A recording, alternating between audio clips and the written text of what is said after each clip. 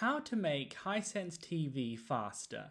So if your Hisense Smart TV is acting a little slow right now, these settings will make it much quicker. So first of all, you want to press the home button on your Hisense Smart TV remote control, then press up to get to the top menu.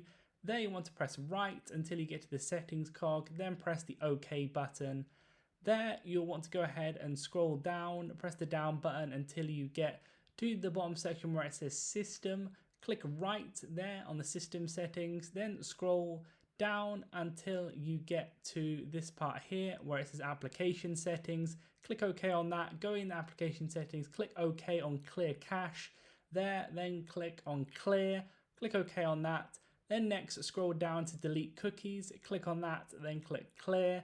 So after these two settings have been implemented and changed, deleting those cookies, etc., then that will make your Hisense TV faster.